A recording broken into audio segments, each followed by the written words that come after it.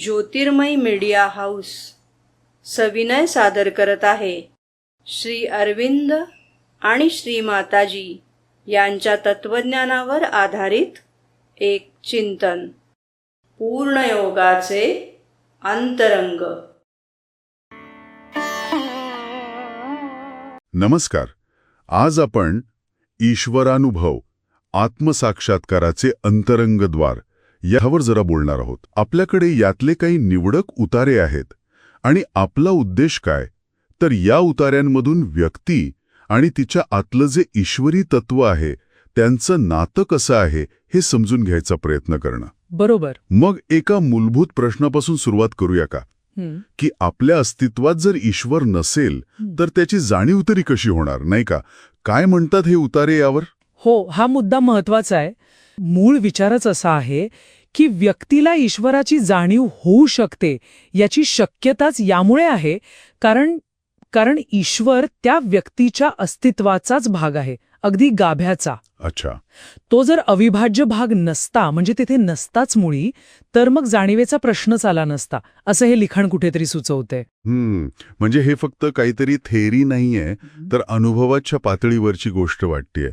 पण मग फक्त हे माहीत असणं की माझ्या आत ईश्वर आहे, हे असं बौद्धिक पातळीवर समजणं पुरेसं आहे का? त्या जाणीवेचं महत्त्व काय नेमकं? नाही, केवळ बौद्धिक समज तेवढं नक्कीच पुरेसं नाही. पण ती जाणीव होणं किंवा निदान तशी एक शक्यता आहे हे मान्य करणं, ही एक निर्णायक पहिली पायरी आहे. पहिली पायरी. ओके. हो, म्हणजे माझ्या अंतरंगात ईश्वर आहे आणि मी ईश्वरामध्ये आहे हे जेव्हा जाणवायला लागतं, तेव्हा कुठेतरी आत्मसाक्षात्काराच्या दिशेने एक मार्ग खुला व्हायला लागतो, असं म्हणता येईल. जणू काही एक बंद दरवाजा थोडा खिलखिला होतो, एक अडसर दूर होतो. पहिला अडसर दूर होतो. पण मग पूर्ण मार्ग खुला व्हायला किंवा ते दार पूर्ण उघडायला अजून काय लागतं? कारण फक्त शक्यता जाणवली म्हणजे लगेच साक्षात्कार नाही होत. बरोबर, अगदी बरोबर.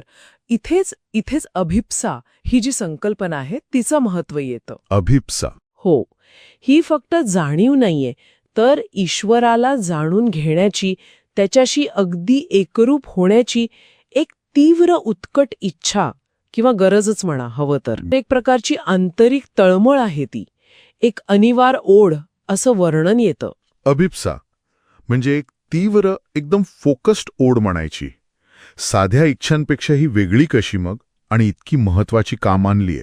वेगळी अशा अर्थानं की तिचा रोख पूर्णपणे ईश्वरी तत्वाकडे किंवा आत्मस्वरूपाकडे असतो, दुसरीकडे कुठे नाही. अच्छा. आणि तिचं महत्त्व असं की ही जी तीव्र ओढ आहे ना, तीच त्या उलगडणाऱ्या वाटेवर पुढे जायला जी ऊर्जा लागते ती पुरवते.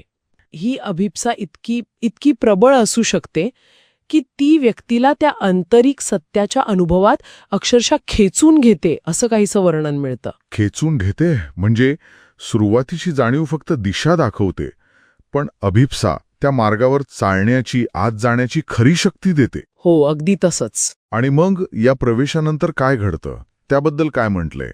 आत प्रवेश झाल्यावर, म्हणजे ती वाट पूर्ण मोकळी झाल्यावर आपण कोण आहोत याची खरी ओळख पटते. ज्याला आपण आत्मसाक्षात्कार म्हणतो ना, तो अनुभव येतो. ते फक्त काहीतरी नवीन माहिती मिळवणं नाहीये, तर स्वतःचं जे मूळ स्वरूप आहे त्याचा प्रत्यक्ष अनुभव घेणं आहे, असं ह्या उतार्यावरून स्पष्ट होतं. तर थोडक्यात प्रवास असा आहे: आतल्या ईश्वरी तत्वाची जाणीव होणं, तिथून सुरुवात, आणि मग त्या सत्याशी एकरूप होण्याची तीव्र अभिप्सा, यामुळे तो पूर्ण होतो. बरोबर, अगदी नेमकेपणाने. हे सगळं ऐकल्यावर एक विचार येतो मनात.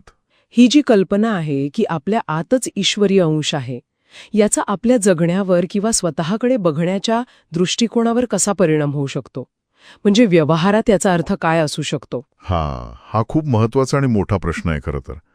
या उतार्यांमध्ये कसं आहे, जाणीव आणि तीव्र इच्छा यातून साक्षात्कार कसा होतो यावर जास्त भर आहे. हो, म्हणजे साक्षात्कार म्हणजे काहीतरी नवीन मिळवणं नाही, तर जे आहे तेच ओळखणं असेल.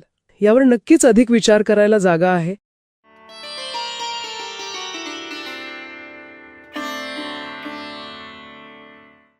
धन्यवाद. उद्या पुन्हा भेटूया आपल्या ऑरो मराठी चॅनलवर.